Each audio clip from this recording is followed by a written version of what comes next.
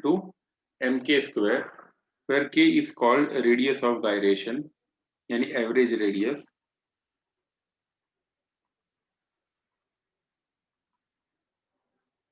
यानी होता है रेडियस ऑफ गायरेशन।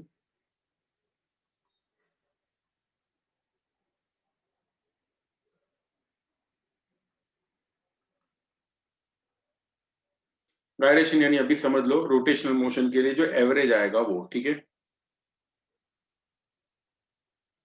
इसके ऐसे तो बहुत सारे फॉर्मूला है। There are two main theorems of moment of inertia.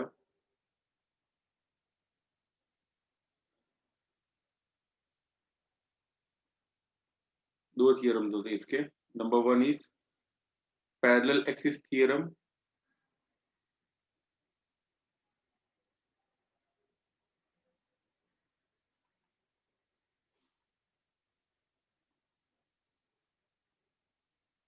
जिसमें फॉर्मूला है I is equal to I C plus M D square.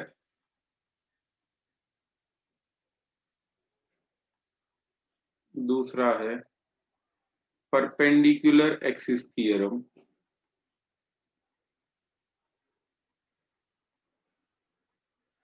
जिसमें फॉर्मूला कुछ भी ले लो, I X is equal to I Y plus I Z, ये उसका formula है। और ये जो दोनों है, ठीक है, दो थियरम्स, ये दोनों थियरम सिलेबस से निकल गए, ठीक है। You are not suppose to derive this formula, even ये स्टडी करने की भी जरूरत नहीं है, ऐसा अपने जो बोर्ड का वो जो आया है उसमें लिखा हुआ है। बट इवन दो ये, हाँ, इसके रिलेटेड न्यूमेरिकल्स भी निकाल दिए, बट फिर भी कॉम्पिटिटिव लेवल के लिए ये हमको स्टडी करना ही पड़ेगा। इसका यूनिट देख लेते हैं, unit of moment of inertia. देखो फॉर्मूला क्या है, I is equal to M into K square, ठीक है, एम इंटू के स्क्वायर लिखा हुआ है। एम से होता है मास, एम इज मास, और मास का यूनिट होता है केजी, और के जो है इट इज रेडियस। देखो भले ही एवरेज हो बट है तो रेडियस ही। रेडियस का यूनिट होता है मीटर, दिस इज रेडियस।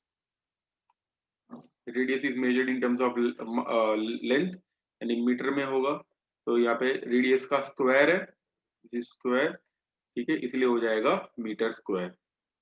इसका यूनिट होगा KG into metre square. Okay, मैं ये तक उड़ा देता हूँ। Unit of moment of inertia will be KG into metre square. इसका डायमेंशनल फॉर्मूला भी देख लेते हैं। Dimensional formula of moment of inertia, KG यानी m1, मास यानी लेंथ l2, ठीक है। m1 l2 is the dimensional formula of moment of inertia. जैसे you can say it is in case of linear motion, ठीक है, अगर लीनियर मोशन में जैसे मास इंपॉर्टेंट होता है, ठीक है, लीनियर मोशन के लिए मास इज इंपॉर्टेंट। ओके, मास को अदर वर्ड्स में क्या बोलते हैं, किसी को याद है? लॉज ऑफ मोशन में पढ़ा था, mass of object is also called its, बोलो, mass of an object is also called its inertia. याद आ रहा है? मास को इनर्शिया भी बोलते हैं। इन केस ऑफ लीनियर मोशन जब हो रहा हो at that time, the thing which is important which resist the linear motion को जो रेजिस्ट करता है उसको बोलते हैं इनर्शिया। जितना ज्यादा इनर्शिया होगा उतना ही वो मोशन को रेजिस्ट करेगा। वैसे ही रोटेशनल मोशन में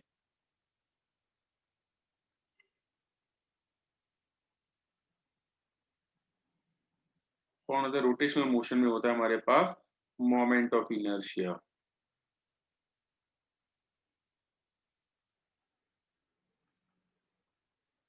ठीक है। तो जैसे लीनियर मोशन में मास इंपॉर्टेंट होता है, वैसे ही रोटेशनल मोशन में क्या इंपॉर्टेंट होता है? Moment of inertia. जिसमें देखो मोमेंट ऑफ इनर्शिया का फॉर्मूला देखो, फॉर्मूला से बहुत कुछ इंफॉर्मेशन मिल जाती है। Is the formula of moment of inertia, ठीक है। ये फॉर्मूला में देखे तो आई के फॉर्मूला में वी हैव मास, मास भी है हमारे पास, एंड एवरेज रेडियस भी है।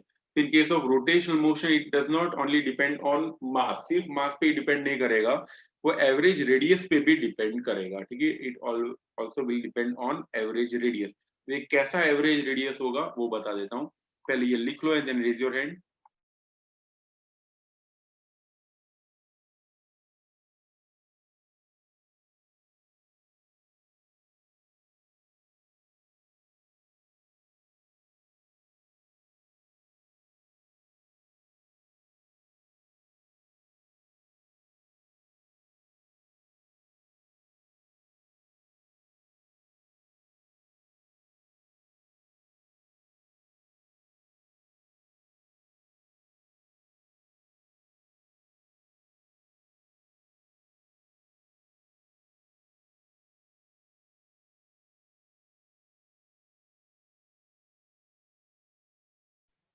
Okay, sorry.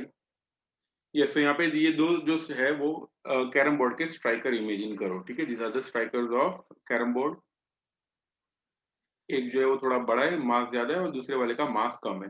दोनों का लीनियर मोशन कराना है, ठीक है। We want linear motion. जैसे एक कैरम बोर्ड है, मान लो भाई, ऐसा पता नहीं है, फिर मान लेते। इन केस ऑफ लीनियर मोशन कराना हो, अगर मैं दोनों के ऊपर सेम फोर्स लगा रहा हूँ, ठीक है। Force exerted on both of them is suppose 2 Newton, दोनों पे 2 न्यूटन फोर्स लगा देता हूँ। 2 न्यूटन इधर भी और 2 न्यूटन इधर भी। बताओ किसका डिस्प्लेसमेंट ज्यादा होगा, नंबर 1 या नंबर 2 का? बोलो डिस्प्लेसमेंट किसका ज्यादा होगा? यस, सेकंड वाले का डिस्प्लेसमेंट ऑफ कोर्स ज्यादा होगा। क्यों? इसका मास बहुत ही कम है। मास कम यानी यहाँ पे इनर्शिया कम है, तो it is easier to move this second one, ठीक है। सेकंड वन जो है वो उसको यहाँ से एक जगह से दूसरी जगह पे ले जाना, इट इज वेरी इजी। क्यों इजी होगा? बिकॉज उसका इनर्शिया कम है, याद रखना। क्या कम है उसका? Inertia. Okay, inertia exact meaning उसका गुजराती में होता है जड़। मम्मी कहे ना तू जड़ जेવો છે, ओके। जड़ गुजराती में ये मीनिंग होता है, ओके। नॉन गुजराती कितने लोग हैं जिनको पता चलता है ना जड़ क्या होता है? सभी को व्हाट इज जड़? या था जड़ का मीनिंग क्या होगा?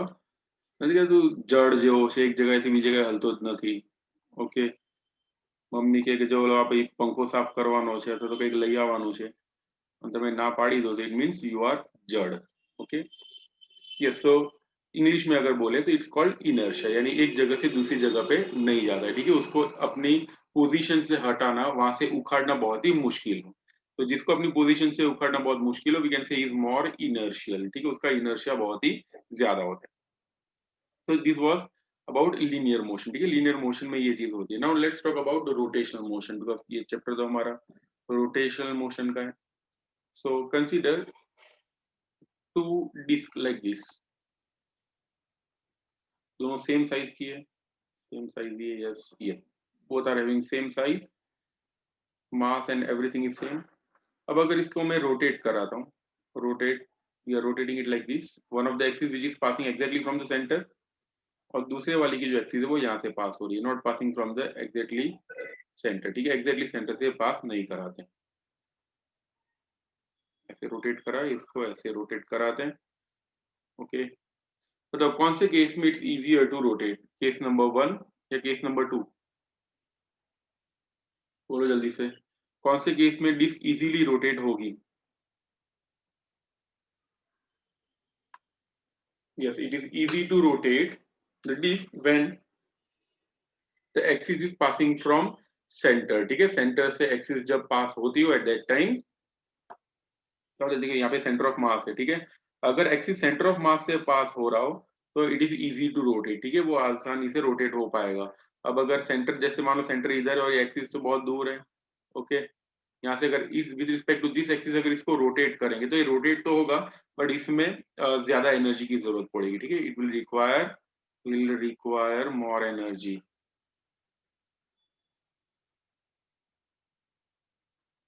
इसको रोटेट करने के लिए ज्यादा एनर्जी की जरूरत पड़ेगी compare to the first one, okay. जैसे एक और एग्जांपल ले लेते हैं।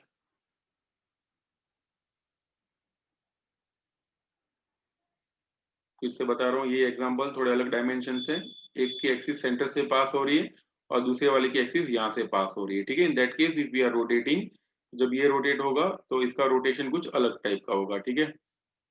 ये जो हैगा उसका एक्सिस अलग है, और ये वाला जो केस होगा उसके अंदर फर्स्ट वाले केस में it will be rotating very very easily. यहाँ पे सेंटर ऑफ मास है, अब सेंटर ऑफ मास से दूर ले जाएंगे, it will not be very easy to rotate such an object, ठीक है। इसको रोटेट कराने में मजा नहीं आएगा। So in this case also number 1 और नंबर 2 कंसीडर करें, विच विल इजीली रोटेट, तो 1 विल इजीली रोटेट, ठीक है। 2 जल्दी से रोटेट नहीं होगा, ठीक है। अब ये बताओ, now we are having an object like this,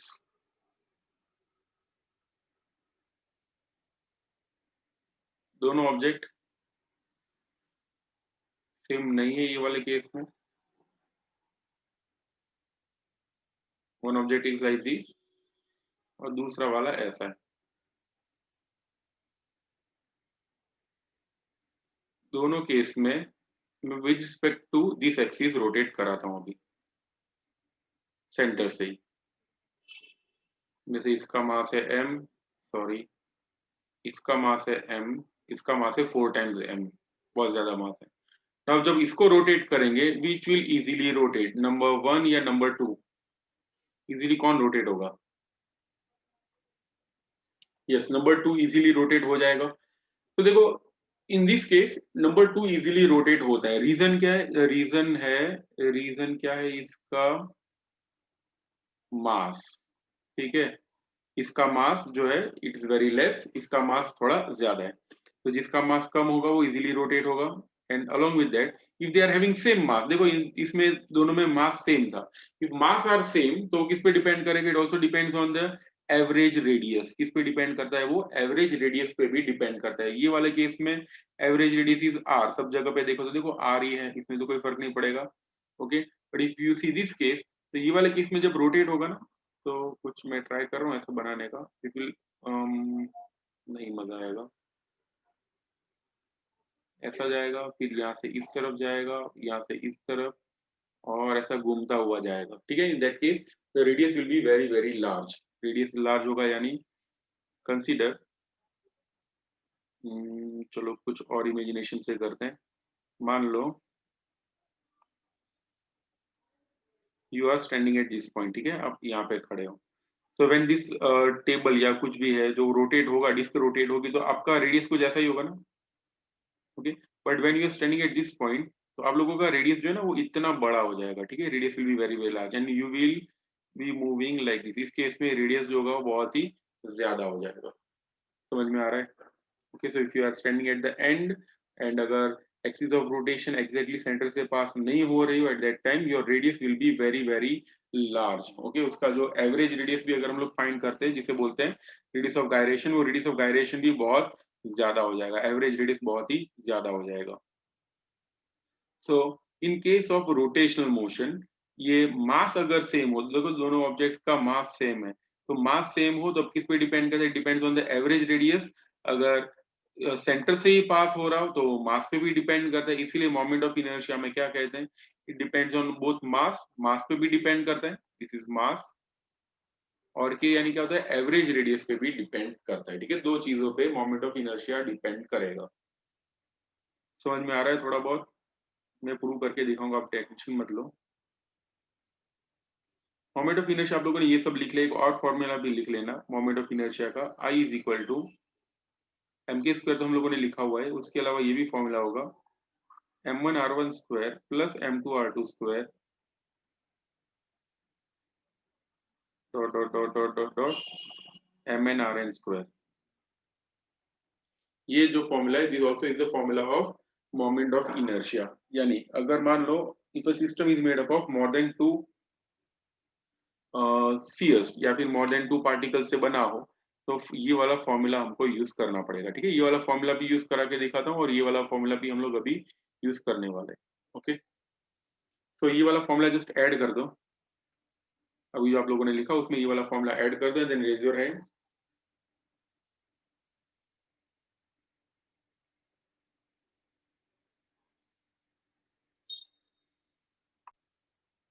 इसका मास भी है 10 kg, ठीक है 10 kg, वापस से नहीं लिखूंगा, समझ लेना 10 kg है। और ये वाला जो डिस्टेंस है it is 20 metre, distance between two spheres is 20 metre. Now if I rotate this object with respect to this axis exactly passing from the center and remaining perpendicular to the line joining them, यानी ये वाली जो है this is the line joining two spheres, और इससे perpendicular direction में मैंने एक एक्सिस ऑफ रोटेशन कुछ ऐसे ले ली। यानी आपको ऐसा इमेजिन करना है एज इफ दो स्फीयर्स है, दो शॉर्टपुट इमेजिन करो ऐसे, इनको एक रॉड के साथ कनेक्ट कर दिया and we are rotating about this axis, ठीक है इनको ऐसे रोटेट करते हैं। तो जब ये ऐसे रोटेट होगा तो उसका कुछ मोमेंट ऑफ इनर्शिया होगा, और वो मोमेंट ऑफ इनर्शिया का फॉर्मूला हमको पता है क्या है, it is I is equal to m1r1 square plus m2r2 square, ऐसा मैंने अभी बताया था। ये टोटल डिस्टेंस है 20 मीटर, ये एग्जैक्टली सेंटर से पास हो रहा है तो ये वाला डिस्टेंस होगा 10 मीटर, और ये भी कितना होगा, it will be 10 metre. In this case moment of inertia formula क्या है, I is equal to m1r1 square plus m2r2 square अब to M N R N square है, बट यहाँ पे तो दो ही है ना, दो ही स्फीयर है, two particles are there, therefore यहाँ पे इतना ही लिखेंगे I is equal to m1r1 square plus m2r2 square. Yes 2000 आएगा, बट 2000 आंसर गलत है। I is equal to m1 यानी 10 kg है, 10 इंटू 10 का स्क्वायर प्लस 10 इंटू अगेन 10 का स्क्वायर, r1 r2 की वैल्यू 10 और 10 है ना इसलिए, तो टोटल कितना हो जाएगा, it will become I is equal to 2000। मैंने बताया 2000 गलत है, क्यों गलत है, because 2000 kg into metre square, unit आएगा इसलिए, सही था बट यूनिट लिखना है, ठीक है। I is equal to 2000 kg metre square is the moment of inertia of first system, ठीक है पहली सिस्टम का मोमेंट ऑफ इनर्शिया इतना होगा। अब देखते हैं सेकंड वाले का कितना होगा। सेकंड वाले में अभी डिस्टेंस थोड़ा अलग कर देते हैं। In second case distance is like this, यहाँ से ऐसे रोटेट करा रहे हैं, ये 5 मीटर है तो दूसरा ऑब्वियसली 15 हो जाएगा। Find out the moment of inertia in this case. Third case में एकदम नजदीक ले जाते हैं, लाइक 1 मीटर या 2 मीटर रख देते हैं, ये इतना सा डिस्टेंस है 2 मीटर, तो दूसरा ऑब्वियसली 18 हो जाएगा। Find out moment of inertia, आपको बताना ये I1 बोल देते हैं इसको, ये I1 नहीं, इसको मैं IC बोलूंगा। C यानी सेंटर से अगर पास हो रहा हो तो उसको IC से इंडिकेट करते हैं, बाकी सबको I1 I2 कुछ भी बोल सकते हैं। यस I1 की वैल्यू क्या होगी, I2 की वैल्यू क्या होगी, जल्दी से बताओ, I'm waiting for your answer, जल्दी से बताना। चलो तो आगे देखते हैं। तो दीज आर द आंसर्स, फिर से बता देता हूँ, जैसे सेंटर पे हो तो मोमेंट ऑफ इनर्शिया इज 2000, जैसे जैसे सेंटर से दूर जाएंगे वैसे वैसे मोमेंट ऑफ इनर्शिया बढ़ेगा, ठीक है मोमेंट ऑफ इनर्शिया बढ़ता जाएगा। अब मैंने एक और फॉर्मूला भी बताया था, देखो लिखा है मैंने पैरेलल एक्सिस थ्योरम, दिख रहा है ना, I is equal to I C plus M D square, ठीक है ऐसा कुछ मैंने फॉर्मूला बताया है। क्या फॉर्मूला है, I is equal to I C plus M D square, इसको क्या बोलते हैं, this is called parallel axis theorem. अभी लेटेस्ट में ये वाला थ्योरम निकल गया है, ठीक है सिलेबस से, थ्योरम ही नहीं है तो थ्योरम का डेरिवेशन ऑफ कोर्स होगा ही नहीं, हम लोग यहाँ पे सिर्फ थ्योरम देखेंगे, थ्योरम के डेरिवेशन को भूल जाएंगे, ठीक है because we are preparing only for competitive. तो I is equal to I C plus M D square, this is the main formula. ये फॉर्मूला क्या कहता है, ये सब m और d सब क्या है वो बताता हूँ। देखो imagine an object like this,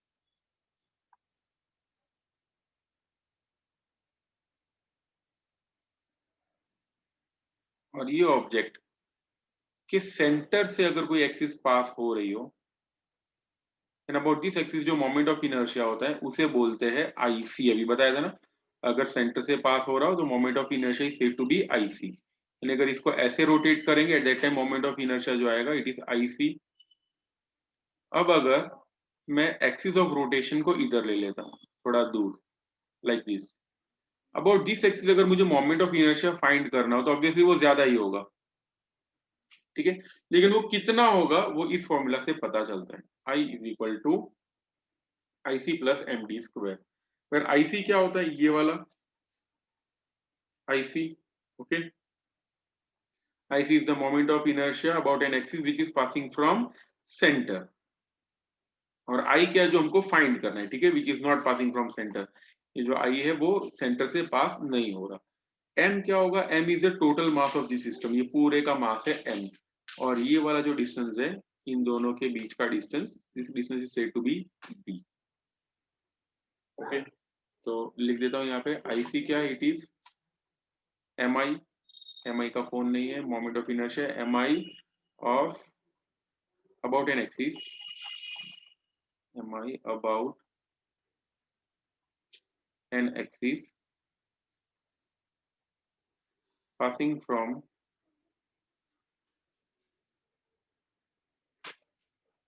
center of mass, ठीक है। m क्या होगा, m is the total mass and d क्या है, ये perpendicular distance between axis, ये दो एक्सिस के बीच का perpendicular distance। सबसे पहले ये थियरम लिखो, ड्रॉ भी करना है डायग्राम, उसके बाद इसका एप्लीकेशन बताता हूँ, और हम लोग ये भी देखेंगे कि सही में प्रूव होता है या नहीं होता है।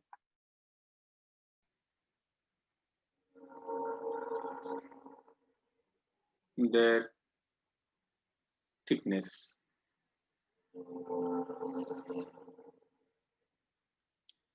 ओके। तो परपेंडिकुलर एक्सिस थ्योरम किसके लिए लगेगा, जिसका सरफेस एरिया बहुत ही ज्यादा हो कंपेयर टू देयर थिकनेस, यानी थिकनेस बहुत ही कम हो, सरफेस एरिया बहुत ही ज्यादा हो, वैसे ऑब्जेक्ट के लिए परपेंडिकुलर एक्सिस थ्योरम लगा सकते हैं, ठीक है।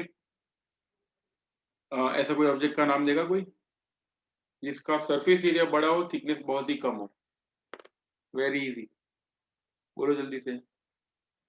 जिसका सरफेस एरिया ज्यादा हो, थिकनेस बहुत ही कम हो, वैसा ऑब्जेक्ट कौन सा है। वाह क्या बात है, डिस्क है, सीडी है, सबसे बेस्ट एग्जांपल है पेपर, यस प्लेट भी है, ये सारे के सारे एग्जांपल्स में कारपेट भी चलेगा। तो ये वाले केसेस में क्या होता है, it is a two dimensional object, ठीक है, उसकी थिकनेस जो है वो बहुत ही नेग्लिजिबल होती है। तो वैसे एक ऑब्जेक्ट इमेजिन करते हैं, एक डिस्क,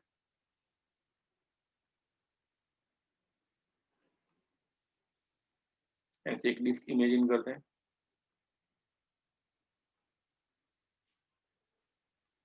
डिस्क को, डिस्क के ऊपर एक ऐसा एक वायर लगा देते या फिर एक रॉड लगा देते, very thin rod like this, और ये डिस्क को हम लोग ऐसे रोटेट कराते हैं, ठीक है, we are rotating the disc like this, okay. तब जो मोमेंट ऑफ इनर्शिया आएगा उसे मैं बोल देता हूँ I1, okay, I1 is the moment of inertia about a disk which is passing from center which is parallel to the surface। देखो ये surface से parallel नहीं है, surface से ये जो एक्सिस जो पास हो रही है, that axis is parallel to the surface। अब ये रॉड को हटा देते हैं, ठीक है, इधर से मैं दूसरा रॉड लगा देता हूँ लाइक दिस। अब जो मोमेंट ऑफ इनर्शिया आएगा वो है I2। अगर ये डिस्क सब जगह से यूनिफॉर्म हो तो I1 और I2 दोनों सेम जैसे ही आंसर आएंगे, ओके। सेम ना हुए तो अलग अलग आंसर्स होंगे। अब अगर मैं रॉड को ऐसे एग्जैक्टली सेंटर से बाहर निकाल देता हूं और डिस्क की सरफेस से परपेंडिकुलर डायरेक्शन में, this is perpendicular to the direction of disc,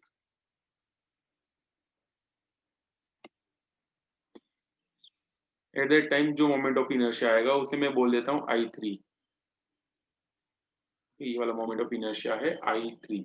तो फिर से बता देते हैं, imagine an object like this, ऐसा एक ऑब्जेक्ट इमेजिन करो, पहले रॉड को ऐसे लगा के ऐसे रोटेट करते हैं, फिर यहाँ पे कुछ ऐसे रोटेट करते हैं, थर्ड वाले केस में इसको ऐसे रोटेट करते हैं, ठीक है, तीनों डायरेक्शन से हम लोग रोटेट करते हैं। इन दैट केस जो भी मोमेंट ऑफ इनर्शिया आएगा अबाउट एन एक्सिस, ये देखो यहाँ पे ऐसा है कुछ, ये परपेंडिकुलर है इधर, यहाँ पे इससे ऐसे परपेंडिकुलर है, ओके, और तीसरा परपेंडिकुलर कहाँ होगा, इतना बहुत हो गया, all the axes are mutually perpendicular to each other. In this case I3 जो सरफेस से परपेंडिकुलर है I3 इज इक्वल टू कितना होगा I1 प्लस I2.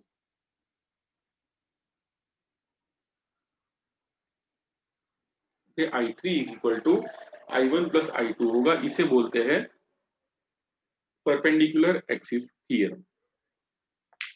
ओके, वापस से एग्जांपल बता देता हूँ, सिर्फ दिमाग में डालना है.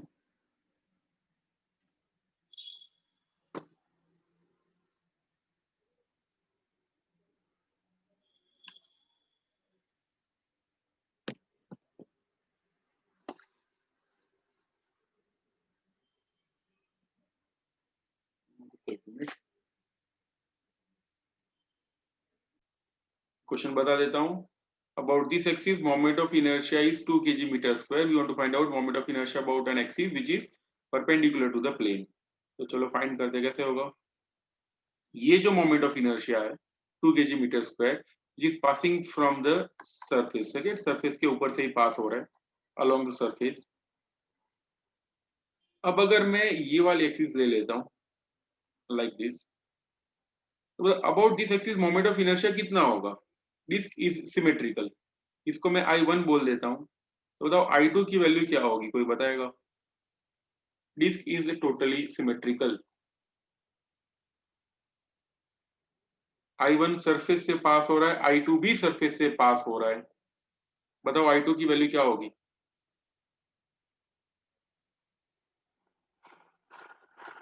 I1 की वैल्यू है 2 kg metre square. What will be the value of I2.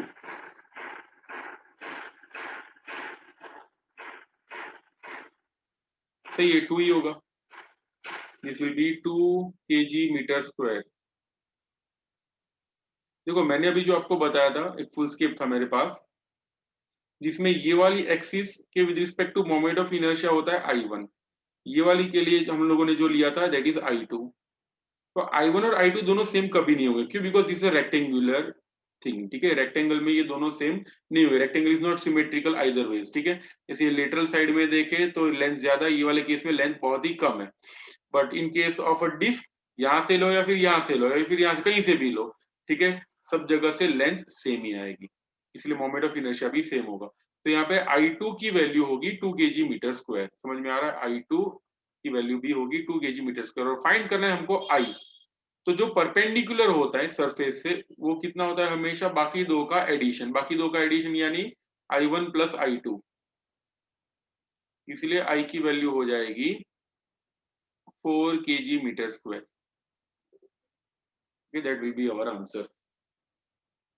एक और ऐसा एग्जांपल लेते हैं. Imagine a ring. एक रिंग है. For this ring about an axis which is passing from center remaining parallel to the surface.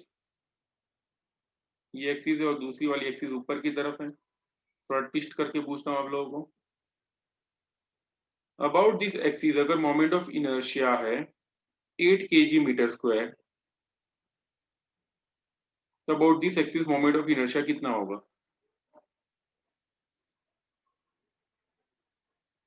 देगा कोई answer.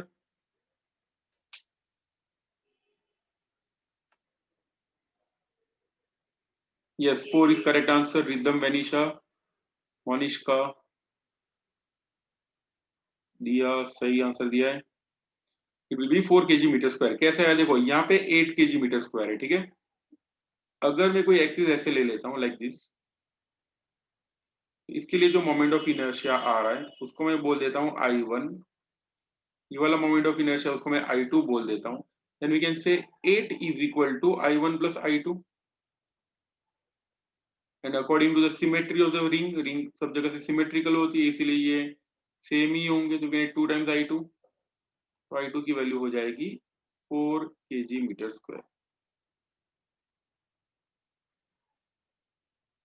Okay, चलो एक और क्वेश्चन. इसका स्क्रीनशॉट ले लेना, लेना हो तो.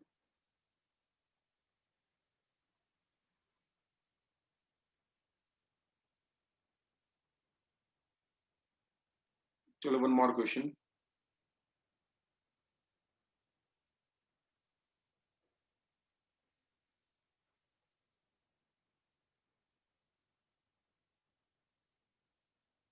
Consider a disk like this.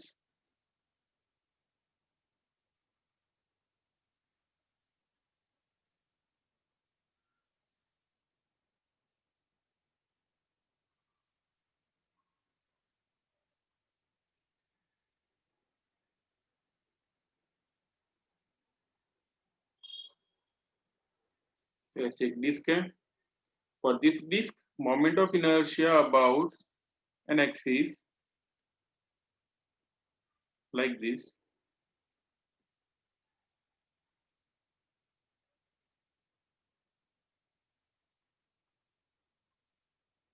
About this axis जो moment of inertia आ रहा है वो दिया हुआ है 16 kg meter square. Mass of the object is 10.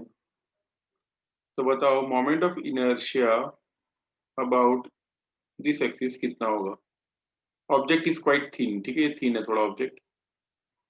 वो this axis moment of inertia कितना होगा.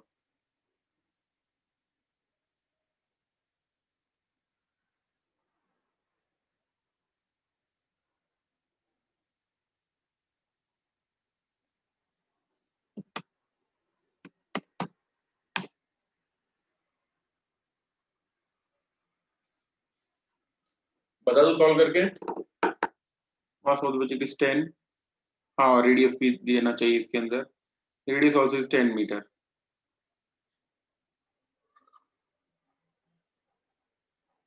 Radius is 10 metre. Mass also is 10 kg.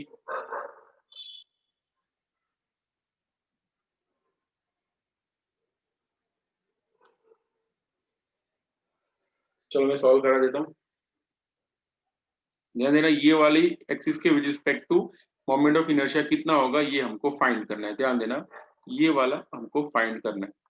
तो वो डिस एक्सिस जो भी मोमेंट ऑफ इनर्शिया होगा, देखो यहाँ पे हमको ये एक्सपीरियंस ये हो गया है that if this is I. ध्यान देना, if this is I is equal to 4.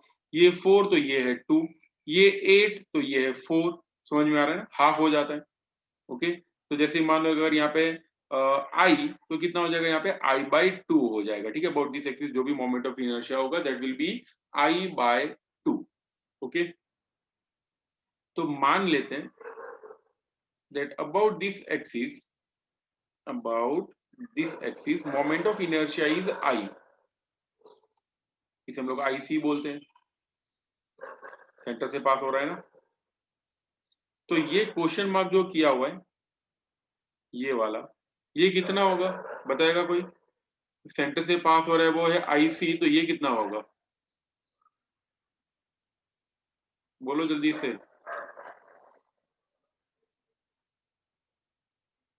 Yes, it will B IC by 2. सही है. ये कितना होगा, this will B IC by 2.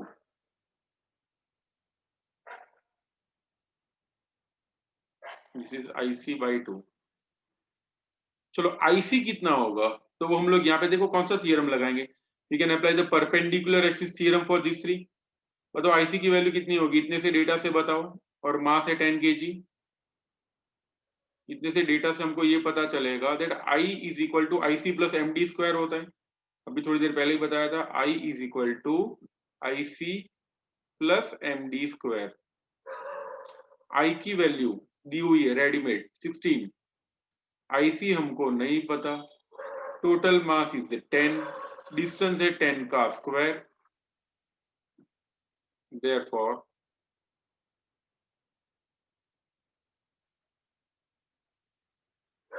IC will be, ओ ये तो नेगेटिव हो गया, दैट्स नॉट पॉसिबल. कुछ चेंज करना पड़ेगा इसके अंदर, ये तो लोचा हो जाएगा. It should be 1600.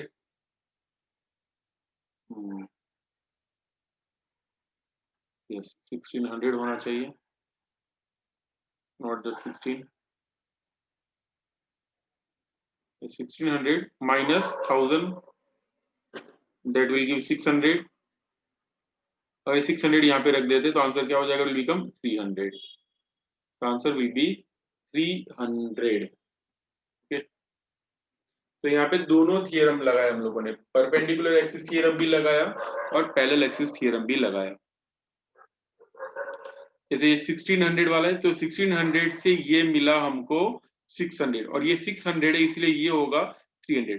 तो 1600 से ये जो मिला, फॉर दिस प्रोसेस हमको लगाना पड़ेगा परपेंडिकुलर एक्सिस थ्योरम, और यहाँ से यहाँ के लिए पैरेलल एक्सिस थ्योरम। ओके, तो जो लोग कॉम्पिटिटिव नहीं देने वाले उनको सिर्फ ये नाम याद रखना थोड़ा बहुत, और 10% या 20% भी समझ में आए तो चलेगा, और जो लोग कॉम्पिटिटिव दे रहे हैं उनको तो ये 100% समझना ही पड़ेगा। ओके, आज का लेक्चर सिर्फ यहाँ तक ही रखते हैं। कल हम लोग फिर वो एंगुलर मोमेंटम वाला जो पार्ट हुआ था उससे आगे बढ़ेंगे। ओके, किसी को कुछ डाउट हो तो रहो, अदर्स कैन लीव।